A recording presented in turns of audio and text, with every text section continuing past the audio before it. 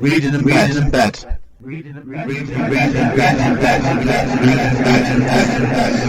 Right, Amanda, what are we doing today? Reading in Bed, episode 41. Yeah, we especially double-checked this one, Amanda, didn't we? After the last time or two, and either getting mixed up with episode numbers. So, yeah, it's 41, indeed. So, and who are you? I'm Amanda Steele.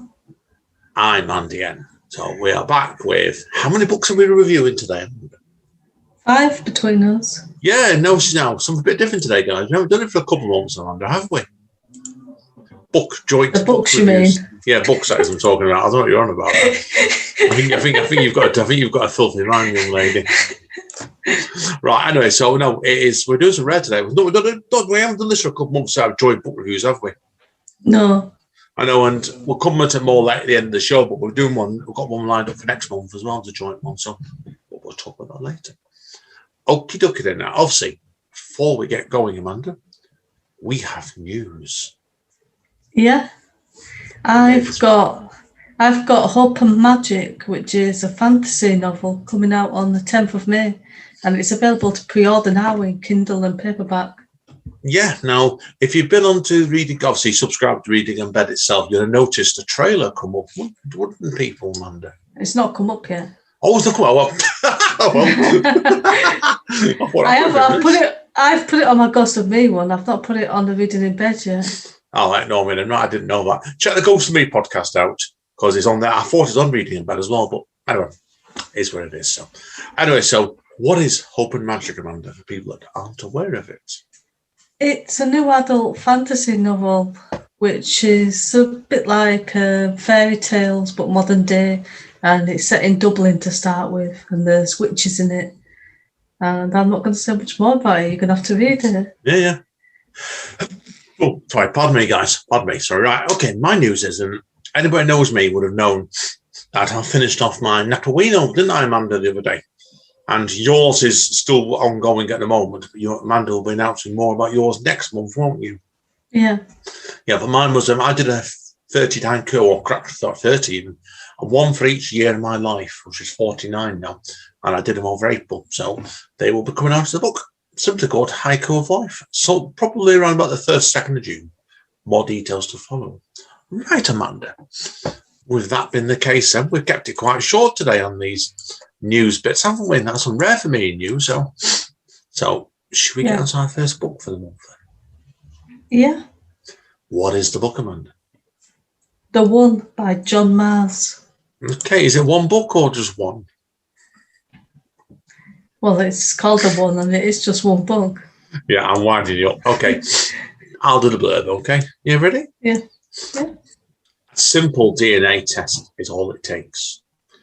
Just a quick mouth swab, and soon you'll be matched to your perfect partner, the one you are genetically made for. That's the promise made by Match Your DNA. A decade ago, the company announced they had found the gene that pairs each of us with our soulmate. Since then, millions of people around the world have been matched, but the discovery has its downsides. Test results have led to the breakup of countless relationships and upended the traditional ideas of dating, romance, and love. Now, 5 very different people have received the notification that they've been matched. They're each about to meet their one true love, but happily ever after isn't guaranteed for everyone, because even soulmates have secrets, and some are more shocking than others.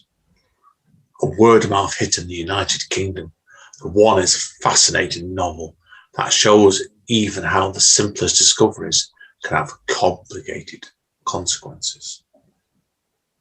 You made that sound very sinister. Oh, it's not exactly a laugh-out-loud book, this one, is it? No, but I don't think it needs a sinisterness to it. It's already sinister. That's true. So, okay, Amanda, what did you like about this book? I just like the idea of like a DNA test that matches people, and then because I'm interested in psychology, I just like how that actually works when the people meet, and are they likely to work out just because the DNA's matched them? That's fair enough. Well, people are wondering, obviously, with the book, as it's stated before, the characters in Amanda don't they take DNA tests and hope they match their soulmate. And as it says, 6 couples are matched, unlike 5, it's saying on the blurb. Well, some find love, others find themselves living in nightmare, don't they? So yeah. now We watched a TV series, didn't we, before we read the book? Well, I was doing both at the same time, so that made it interesting. You're a show off, right? That's why. But yeah. That's pretty what man said to them. Because we had heard of him, was it last year, didn't we? Or the year before even? Yeah, we've read The Passengers and The Minders, and then I've read one called When You Disappeared, and we've also got another one on our Kindle to read at a later date. Yeah, well, I'm taking a break after this one anyway, so as you do, right? So, yeah. No, like I said, but yeah, no. Like I said, there's plenty I could say about it. Like I said, but yeah. Like I said, it was one of those ones where there was lots of viewpoints, Monday, really, wasn't there? So, and the tone of it was a bit odd, really, because you think, really, when we read The Passengers 2 years ago now, all the varying points of view all linked into one big story, didn't they? Everything came together. This felt like 5 or 6 different short stories, all set within the same world. And either way, there was some of the characters I think were definitely better than others, and some of the stories are more engaging than others. Yeah, I felt like they're all linked at the end with what happens, but obviously I'm not going to mention that and ruin it. Yeah. Let's just say it's not happy ever after, is it? Not for everybody, is it? So, no. So some people, guys, some people. In fact, no, I don't know if I say anything. The character read it. Some had happier endings than others. Yeah. That's one way of it, but there's some that were downright miserable, weren't they? Really? So. Yeah. Well, is there anything else you particularly liked about this book, Amanda? Was there any characters that stood out to you particularly? Yeah, I don't want to give too much away, but there are a couple that are matched where one's a policewoman and the other's a murderer. Yeah, that was. I don't want to get. We'll try to keep it positive, don't we? That would have been a much more interesting thing you had on the TV program than what we got, really. Yeah, because if anybody's watched a TV program, it's a completely different set of characters, and it's clearly a man that's adapted it as well, because he's made like the CEO look like a hard-cold bitch, really. And he's made the woman in the couple look like a crazy, typical woman that people think, oh, crazy woman. Yeah, there were. It's where I was going to talk about the book, really, but I found the TV series, and I think you're the same, Mandarin, aren't you? We both were massively disappointed with it, really, weren't we? So. Yeah, because the book has a couple that is probably very loosely based on, and I think that was better done in the book. Yeah. Because it just sort of guides you through it, and you can see, right, I can see where this person's done that. So even if it's not what you would have done, you can understand how they've got from point A to point B.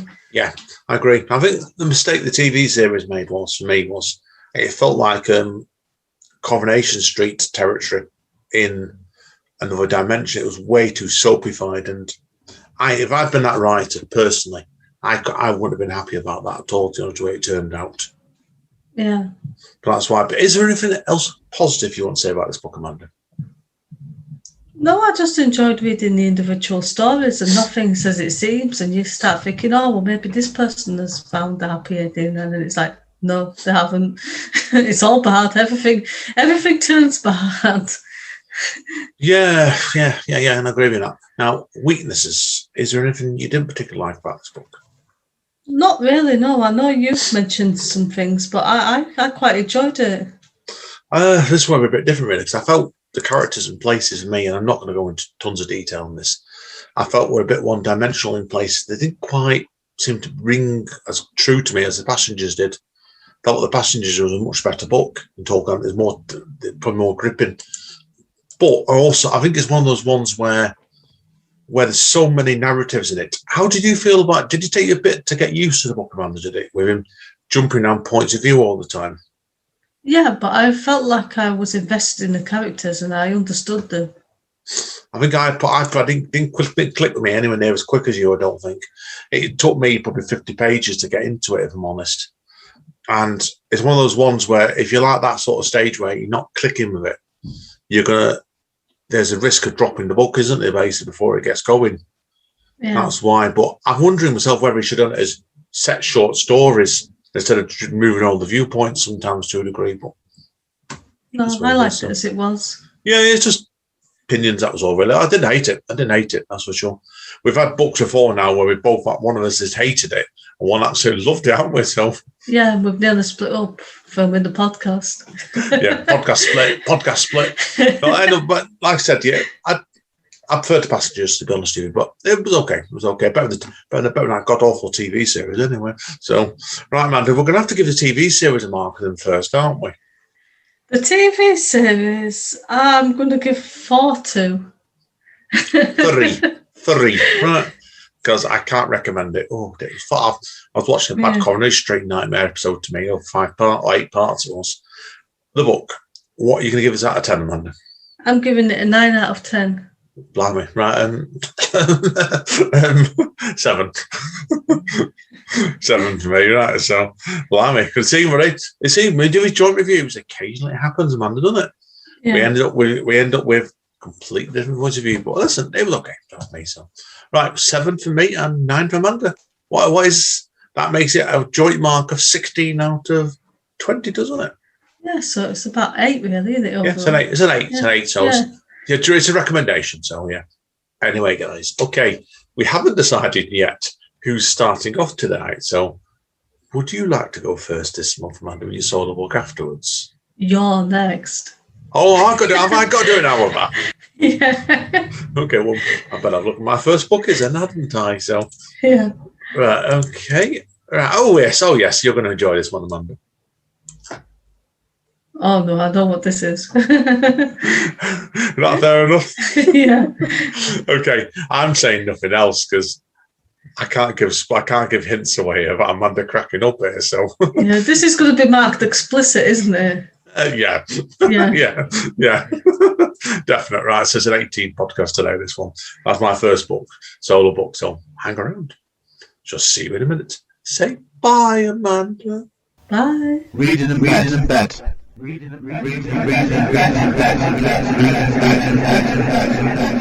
Welcome back to Reading in Bed with me, Amanda Steele, and Andy. And what's your book today? You remember which book this was, Amanda, when I told you about this? Yeah. Do you want to tell people? No, I want you to introduce it. Okay, this book is by J. Maarten Troost, and the book's called Sex Lives of Cannibals.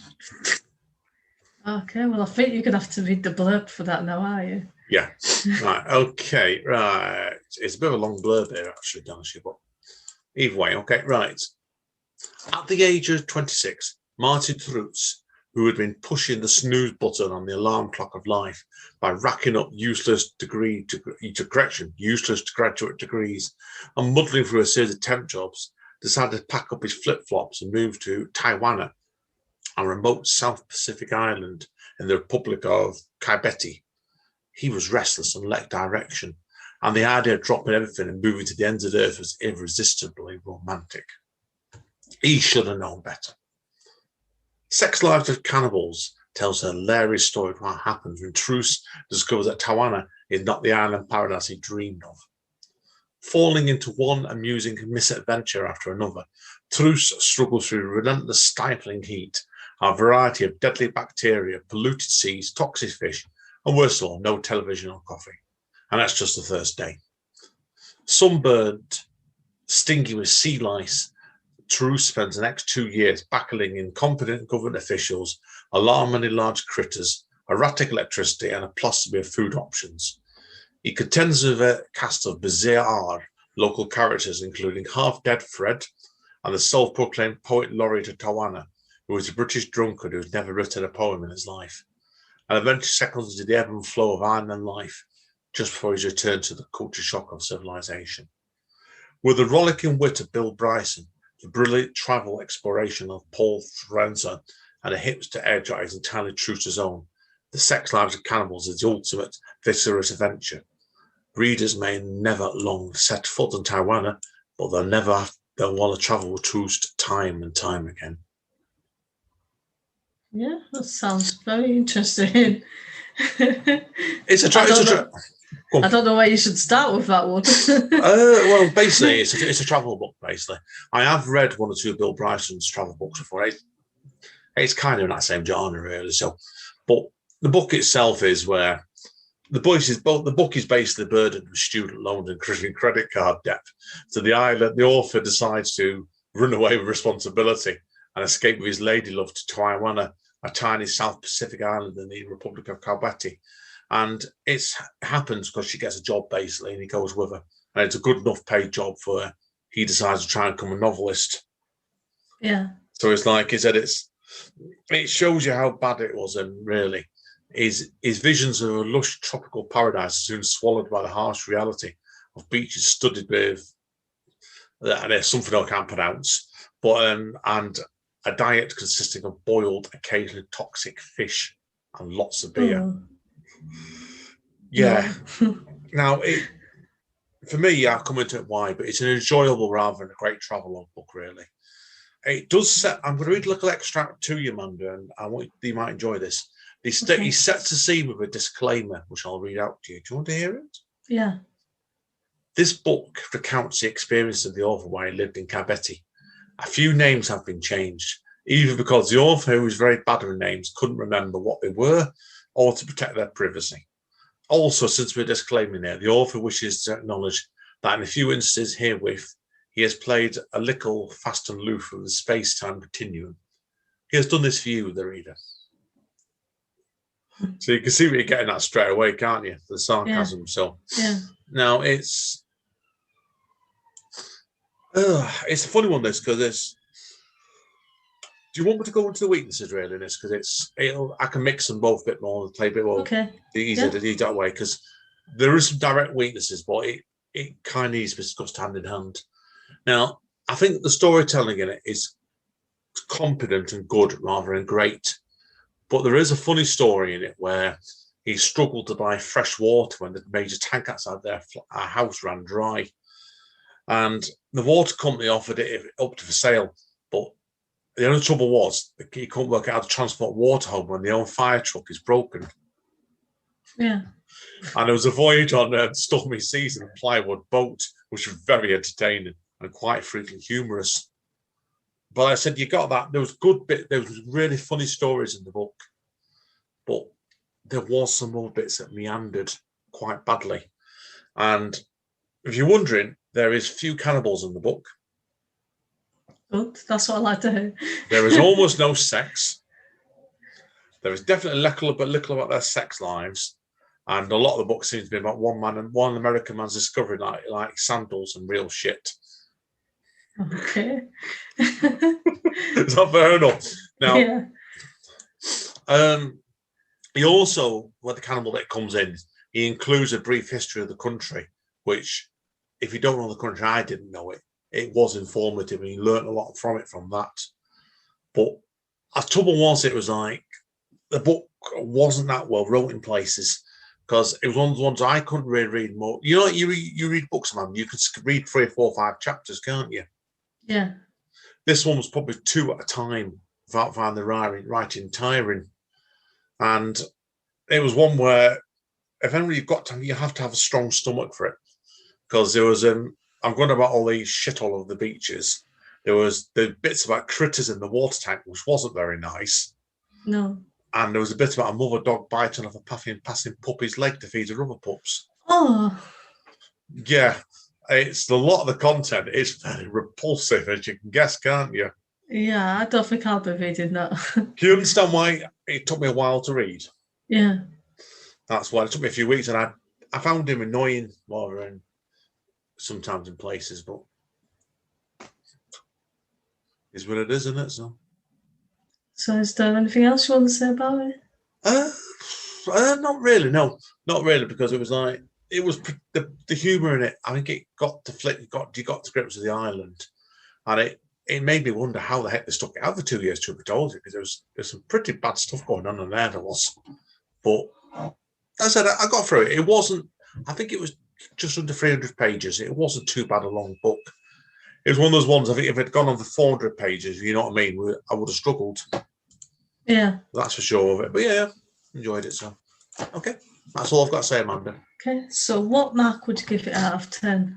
What do you think I'm going to give it? I think it'll probably be somewhere around the 7. It's a 7 again, yeah, for me. So it's a recommendation. It's just not, it's good rather than great. Does that make sense? Yeah. Yeah, so that's what my marks are. Okay, then.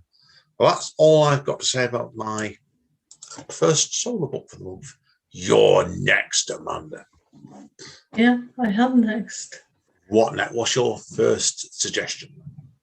Later. What, later you're going to review it, or later? You'll have to see, won't you? Yeah, find out. See you in a minute and say bye, Amanda. Bye. Reading in bed.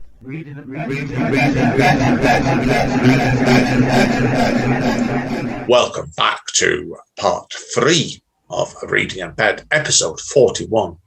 I am Andy N. I'm Amanda Steele. Over to Amanda now for her first solo book this month. And this was an audiobook, and it's by a little known author called Stephen King. You might have heard of him. Yeah. Yeah. Okay. Of course, we all know Amanda. He's Amanda's god of writing. Yeah, so he's the god of writing, And okay. This book is called Later. Okay. Tell us a story about why you went for the audiobook then. I had a half-price audiobook subscription for 3 months, so it just made sense to pick something by the god of writing, didn't it? Yeah. Is this what, a brand new book, or was it a relatively new book? I think it's quite recent. It was a choice between this and a short story book that was about, oh God, I can't remember how long, maybe 60 hours long.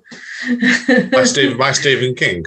Yeah, this one was only 6.5 hours long, which is short for him. That's not a novel, is it, for Stephen King? It's a novel for any normal person. Yeah, that's true. I know people, yeah, you regard that as a novella. So, by the way, seriously, tell us about this. Amanda, then. Right, so this is the blurb. A brand new novel about the secrets we keep buried and the costs of unearthing them. The son of a struggling single mother, Jamie Conklin, just wants an ordinary childhood, but Jamie is no ordinary child. Born with an unnatural ability, his mum urges him to keep secret. Jamie can see what no one else can see and learn what no one else can learn. But the cost of using this ability is higher than Jamie can imagine. As he discovers when an NYPD detective draws him into the pursuit of a killer who has threatened to strike from beyond the grave. Later is a Stephen King at his finest, a terrifying and touching story of innocence lost and the trials that test our sense of right and wrong, with echoes of King's classic horror. Later is a powerful, haunting, unforgettable exploration of what it takes to stand up to evil in all the faces it wears. Oh, cool. Okay, so who was the narrator, first of all? I did write this down and I can't find it now. Oh, well, forget that then. So, was it just the one person narrating, was it? Yeah, he did a really good job. Yeah, that's fair enough. You've forgotten. Yeah, that's fine. So, okay. Well, tell us that's been the case, Amanda, then. Since you can't remember what it was. Tell us about the strengths of the book, then. Right, well, I've just found the narrator now, Seth Numrich. Well, that's a good name, Self-Numrich. Seth Numrich, I think that's how you pronounce it. Cool. So, anyway, the book was from the point of view of the teenage boy. So there was a lot of sarcasm in it, and I think he read that really well. Oh, yeah. So, like when his mum's nagging at him, and he's just going, yeah, right. Yeah, as you do, yeah. Yeah. Oh, cool. So tell us, okay. So what was the main narrator quite a vivid character, first of all, then? We've been told of the sarcastic young boy thing, then. Yeah, he was like a bit like a typical teenager, but he wasn't like off the rails or anything. He was quite a good teenager, but he just happens that he can see dead people. Right, yeah. And then with this type of story, obviously you think of the Bruce Willis film, don't you? Which I've forgotten the name of now. But there are a few. Sixth Sense. That's it. So. And there's a few sarcastic references to it. Like at one point it goes, what, like that Bruce Willis film? So Stephen King, when he wrote it, knows people are going to compare that to it. So he's kind of got a little dig in there first before anyone else can say, oh, you copied that Bruce Willis film. Also made me think of as well, he's also done before, hasn't he? a book called The Dead Zone. I've not read that one yet. Dead Zone's about seeing dead people as well. So, like I said, it's like he's gone down, he's covered the sort of ground. I've not read The Dead Zone, so I know of it. I've seen the TV series of it. Oh no, interesting stuff. So cool. Sounds cool to me. So, okay, so what's the backing cast like in this book then? So you've got the mother, and she's a decent enough mother, and she's split up with the father whenever it was. I'll actually remember now because I read this just almost a month ago. There's a twist there about who the father is, so I'm not going to ruin that. Keep our mouth And quiet, she's exploring her sexuality. So for a while, she actually has a female police officer as a partner that stays over quite a lot. And this is the one that tries to use her son's gift, but she kind of goes off the rails a little bit and forces him to like talk to this dead person against his will. And it comes back to haunt him. Oh yeah. So okay. So what's the main drama in this book then? So obviously you're doing this sort of thing. There's obviously a reason, but something's going to happen, isn't there? So tell us a bit more about. Obviously, I'll give too much spoilers away then. What happens then? So it's a bit like a coming of age book, but just with the added thing that he can see dead people and then how he deals with it. And the book's called Later because he's looking back on it when he's an adult, I think in his 30s. So he's sort of retelling it. Oh yeah. No, cool. Sounds good to me. So definitely with that. So right. Is there anything else you want to talk about the strength of this book, Amanda? No, I don't think so. I was impressed. I mean, obviously Stephen King's like the god of writing, but he managed to write the convincing character of a teenager, which clearly he hasn't been for a long time. Yeah, was he in the 70s now? Was he in this? Considering Carrie was wrote in the mid 70s, wasn't it? So yeah. No, cool. So you think you did a good job? Well, that sounds good to me. So no, excellent. Okay, weaknesses time then. Is there anything that you didn't really like about this book? No, there's nothing at all. So it's like so that means is it a 10 out of 10 then, is it? Yeah, 10. Are you ready? Oh my god. I was joking then as well. Excellent. Hail to the king. Hail to the boss. Hail to the king. Hail to the boss. No, that's good going, that is. Well done. Well done. I was joking with you then as well, but that's really, really good. Oh, excellent. See, he's got 10 out of 10. See, everybody, we do these sort of things sometimes, Amanda, don't we? So that's why. So I said so. We do them. So we do have these sort of things occasionally. So 10 out of 10. Wow. I've been disappointed with you, Amanda, if you had to give it a 4. I would have been disappointed as well. I would have thought, what's happening to Stephen King? Exactly. So it'd been like Steve Anna King, basically, wouldn't it? So, well, 10 out of 10. Wow. Excellent. Okay. So, have you got anything else you need to say about this book, Amanda? No, just go buy it. Everybody read it. And all his books, because he's skint and he can't afford to live anymore. Oh, I know. Who's next? Who's next, Amanda? You're next. I'm next, okay. What do you want to know? Give us a clue. Disco, disco, disco. Andy's going to sing next. That's what it is. Disco queen, disco queen. She clue, right? So. No comment. I wouldn't bother. Right, seriously. See you on minute, guys. Say bye, Amanda. Bye. Reading in bed.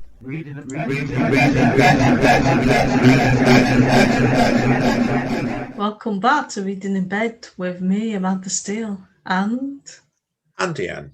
My second and final. It doesn't matter. It feels weird this month, doesn't it? Normally, because normally we say my second book. You don't say second and final book normally, do we? Normally, so it's a bit weird today. So. No, yeah. But no, my second and final book, solo book for the month, is by. And I'll get my notes off here. This is by a lady called Tracy Thorn. Have you heard of her, Amanda? The name sounds familiar. Yeah, the book's called Bedsit Disco Queen, How I Grew Up and Tried to Be a Pop Star. This lady is called Tracy Thorn, and she's most famous for being with Everything But the Girl, which I presume you've heard of, haven't you? So Yeah.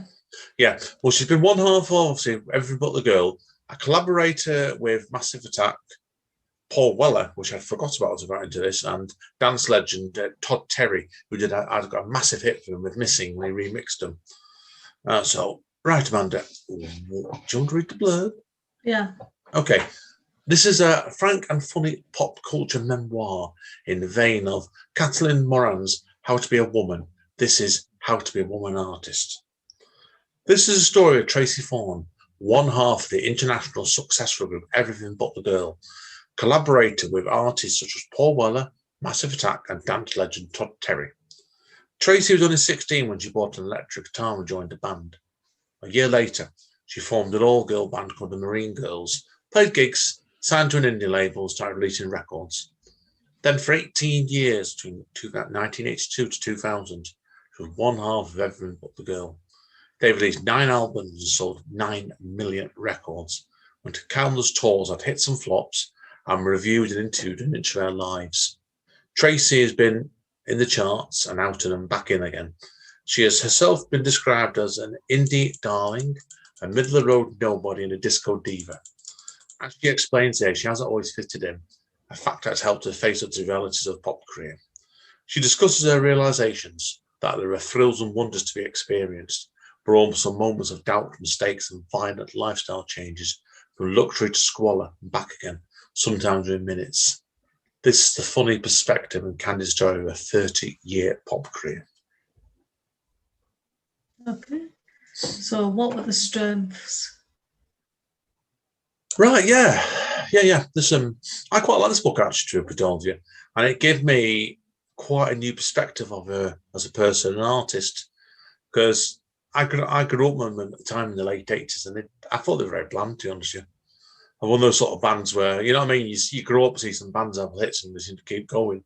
You sat there thinking, well, that's all right, it didn't do well for me, so.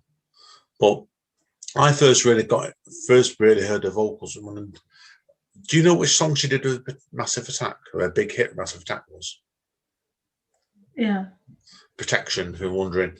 And that when I first heard that really hit me hard, that song. It was such a beautiful song. And a friend of mine, who I'm not going to name, had this book in his bookcase for a couple of years and told me over lockdown to get it. So it was really, really worth reading. Yeah, and it's a good book. Really good book. I think it comes across as likeable and honest. And what do you think to the thing, Amanda, when she admits honestly, and I'm not going to name which album it was, how slightly crap at least one of the albums is when they went to record it in America? Yeah, at least she's honest then. That's what I mean. So there's the bit that worked really well in this book as well, and you can tell it was all truth because she started quoting, like song lyrics in between chapters.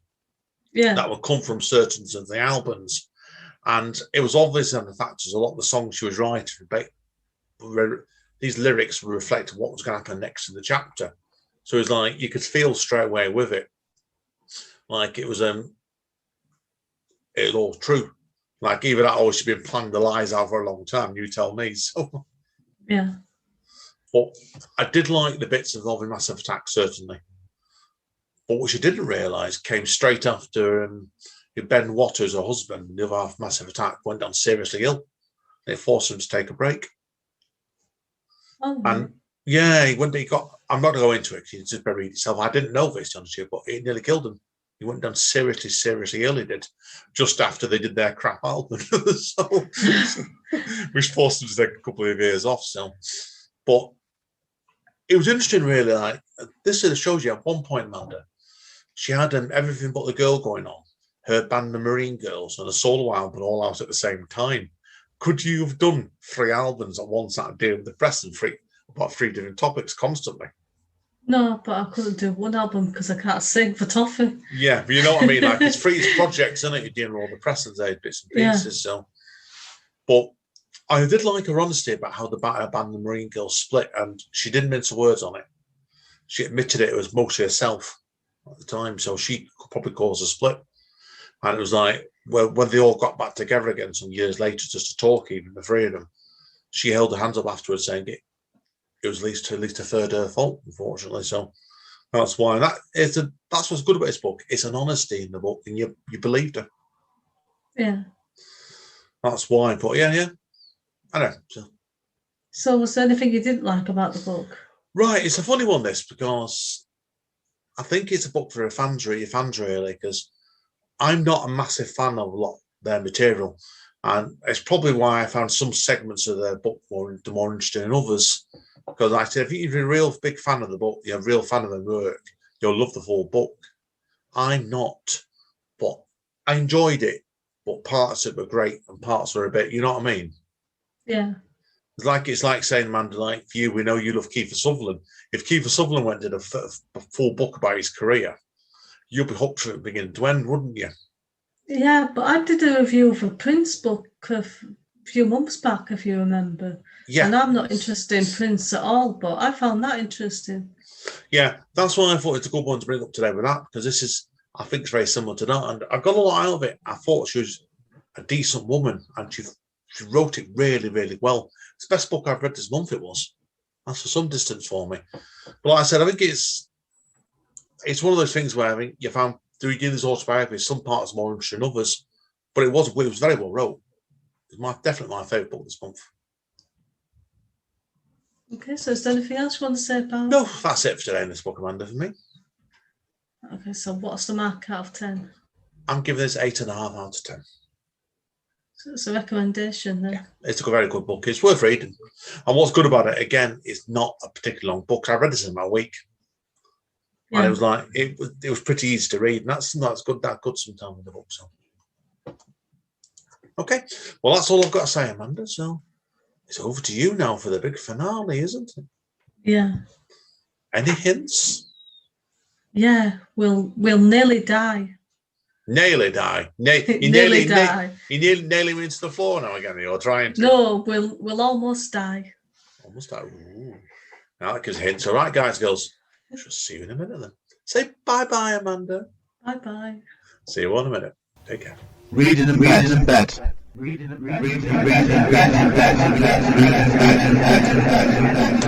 Welcome back to part 5, the concluding part of Reading at Bed, episode 41. I am Andy N. I'm Amanda Steele. Over to Amanda now for the concluding book this month. So this is called The Forever Angels, Near-Death Experiences in Childhood and Their Lifelong Impact by P.M.H. Atwater. Is this fiction or non-fiction? Non-fiction. I was wondering if it's non-fiction for a second. I wasn't aware you'd done a non-fiction book this month. So yeah, this was another one that I read on audiobook. So it was read out by somebody called Rosie Ackerman. Oh, cool. Okay, so what did you read to this book then? So I've been doing some voluntary work editing transcripts for a podcast called Everything Imaginable. And this was one of the guests whose episode I was editing the transcript for. And I was really interested in what she was saying. Right. So it just shows you everybody that. So if you listen to podcasts sometimes, doesn't it, Mandy? You can actually make sales off them, can't you? So what did you do? Did you get the audio one for this, and did you take it? Yeah, I went and got the audio book because it wasn't much. Well, it was cheaper actually because of the package I got on Audible. It was cheaper to get that than buy a paperback version. Oh, cool. Okay, then. So that being the case, do you have a blurb for us? I'm going to read the first 3 paragraphs out because it goes on forever after that. A groundbreaking study of the lifelong effects of near-death experiences in the newly born babies, toddlers and children up to the age of 5 draws on interviews with nearly 400 childhood experiences, both fully matured and young, as well as more than 40 years of NDE research involving over 5,000 people, reveals how those who experience a near-death state at a young age are profoundly affected for the rest of their lives, including developing psychic and intuitive abilities, wisdom beyond their years, and a pervasive feeling of being homesick for heaven. Okay, so what made you want to read this book in the first place then? Well, not a lot of people will know, but I had a heart condition which has been operated on but could come back at any time. And I've had this since I was a baby and I almost died. And on the way to the hospital in the ambulance, I was actually dead at one point. So because of the strange childhood that I had and feeling, a bit like an outsider and what this woman was saying on the podcast, I thought there might be some sort of link to the near-death experience I had. And I was really interested in reading about it. Oh, no, fair play. It does sound very interesting, certainly about it. So tell us then, obviously, what's the strength of this book, Amanda, before we start? And the woman's done a lot of research, because she mentions here she's done research of over 4,000 people. And I think it says 400 people have had their story included in the book. Oh, bloody hell. So she's talked to a lot of people and done a lot of research and really looked into everything. And I think she had quite a few near-death experiences herself, but she had hers as an adult. And apparently there's meant to be a difference if you have it under the age of 5 than if you have the near-death experience when you're older. Yeah, of course. Okay, but that's fascinating. So, okay, tell us a bit more about the strengths of this book, Amanda. Certainly.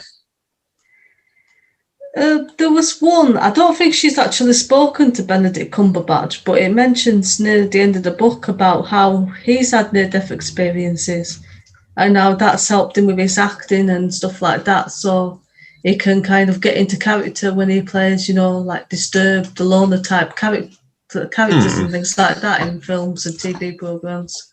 Yeah. Oh, cool. No, cool. It does sound like it's very interesting straight away. So, okay, so obviously it did it. There's 400 stories in that. That's a heck. It sounds like. Do you reckon it took her quite a while to get this put together? Then, basically, the sound of things with it. Yeah, she's been doing this for a long time. What she said on the podcast is during one of the near-death experiences, somebody talked to her, from the afterlife or whatever you want to call it, and told her to write these books and give her the titles of the books to write and what they would be about. And then when she was back on her feet, she started doing all this research into it. Wow. No, straight away. So it sounds like it's a proper labour of love for them, basically, doesn't it? So complete straight. Wow, good grief, yeah. Is there anything else you like particularly liked about this book then? No, I'm going to move on to the weaknesses now. Okay, on to the weaknesses then. What didn't I think because there's so many people, it only briefly touches on a little bit this happened to that person and their childhood was different because of this, and then it quickly moves on to the next one because you're not going to be able to just have a whole chapter for everybody.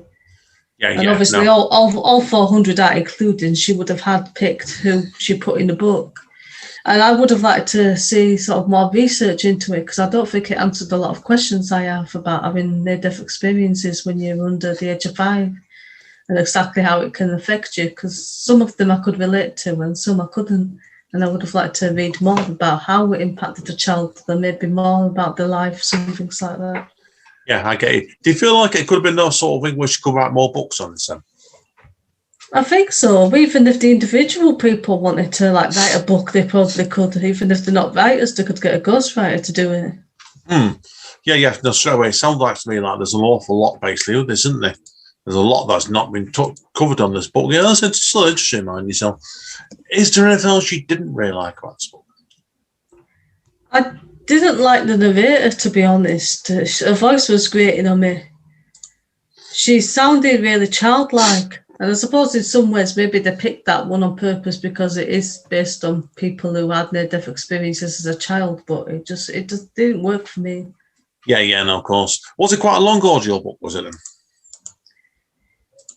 It took me maybe a week or two listening to a little bit every day in the morning. Well, it's not too bad then, is it? So it could have been worse then, couldn't it? So straight away. So yeah, I get you straight away. So okay. Is there anything else you just mention with this book, Amanda, before we mark it? I think it's best used more as a starting point, but if you want to understand near-death experiences in childhood, if it's about your own experience, you probably best just doing regression hypnosis or something like that. Yeah, I mean, it's one of those sort of things, an introduction, really, isn't it? Yeah. Okay, it's not going to answer all the questions that you have because your experience is going to be personal to you, even though there might be one or two things where you think that's a bit like me. Yeah, I think these sort of things after every experience is different, really, isn't it? So it sounds like straight away with that. So no, interesting. So okay, then that being the case, then what's the mark for this going to be? I'm giving it a 7 out of 10. Well, that's a recommendation. So everybody, we are trying to be positive nowadays and reading in bed, Amanda, aren't we? Yeah. Yeah. So I said, No, let's tell you. I think you sound like you got a lot out of it, but it's probably not just been the introduction, really, isn't it? To possibly wanting more, isn't it? So yeah, that's why I got. That's the impression I got from that. So I'm still interested. So excellent. Okay then. So right, guys and girls. Well, that is it for episode 41 of Reading in Bed with Andy N and Amanda Steele. June, we have been organised here this time, Amanda, aren't we? Yeah. Now, we are currently reading another book together for next month. And should we tell people what that is called, Amanda? It's called 13 and it's by Steve Kavanagh. Yeah, no, I didn't realise of this one. We've jumped into a series here. Did you know, Amanda, where it's the 4th book in the series? Yeah, but I think you can read it on its own as well. Yeah, I normally stay away from series like that. Yeah, same for me as well. I didn't realise. I've read about, I've put my Kindle down somewhere, but I've read about 30, 40 pages on it. So, yeah, looking forward to reviewing it next month for you. Is there any hints about other books you want to give? You're going to be reviewing, Amanda? No, I'm going to leave it as a surprise. Well, my second one is definitely, I'm reading one at the minute, is by Helen O'Hara, who's a journalist, actually, for Empire magazine, and she's done a book called Women versus Hollywood. And that's based about, it's another history book where I did one a couple months ago by Karina Longworth called Seduction. And this one's covering more stories about how badly women have been treated in Hollywood over the past 100 years. And considering what's going on in the world at the moment, Amanda, isn't it could be quite a timely book to read this, review this one next month. Yeah, that'll be interesting. I might do, I've got Amanda bought me for my birthday. Amanda got me Lana Del Rey's debut poetry book, which is called Violet Bent Backwards Over the Grass. I might do that for my third next month. Oh, wait and see. Okay. Now, everyone's weird. Do you notice something tonight, Amanda? We're actually done here today in well under an hour, aren't we? Yeah, we should do more books together. That way it'll be shorter and people have to listen to us for less. Oh, I know, yeah. True that, but it's been, honestly, man, how have you felt, man? Let me ask you, because I can ask each a question. We've got a bit of time spare tonight. How has it felt today that we've just done 5 books instead of 6? Yeah, I think it's easier. Yeah, because people are wondering, like, when you're doing, like, we're both reviewing, like, 3 books each month. It's like, it's a lot more work, really. And I find out, because obviously, we could do it about tech talk here, but I have to sit down and obviously, like, edit it all together. And then Amanda always does the artwork, don't you? And I know you've told me before now, when you try 6 books on, you have to cram them all in sometimes, aren't you? Yeah, I'm sure we had an episode where we did more than 6 once, and I tore my hair out trying to fit it all into the artwork.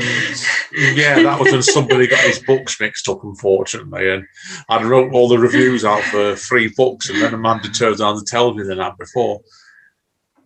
Where's your write-up for that book? What book? The book that we're both reading together. Oh, I've read about 40% of it, so I had to read 60% of a 500-page book overnight. Oh, God. That was fun. So, anyway, that's you have done 7. Oh, that was... But then we look back, don't we, Amanda? This is what people will look at our early episodes, which, if I'm honest to myself, we've got better. But do you remember the first 4 we did, Amanda? We used to do 3, 1 joint book a month, didn't we? Yeah. And 2 solo one each, didn't we? So... Yeah, but now we've been setting a challenge of 100 books to read in a year. You have. I haven't. Luckily for everyone, I'm not reviewing them all on the podcast. That's some good. That's a challenge set. Tell people what your challenge is, Amanda, because it's worth people knowing, isn't it? On Goodreads, you can set yourself a challenge, and I've gradually been increasing it because I've just smashed it every year, and now it's got to the point where I've set it at 100. And I think I'm on 42 at the moment, so I'm on track. You're on track. Well, I'm down for doing 30, and I think that was probably I was probably a bit less than what I set myself. But I've been doing like 3 a month, so at the most, obviously 5th month of the year, and I've done 15 books. So yeah, I'll be comfortable. So anyway, guys, listen. We're going to scoot. So see you in June. Amanda, what you got to say? Bye, everyone. Bye. Cha-cha. See you all soon. Bye. Reading in bed. Reading in bed.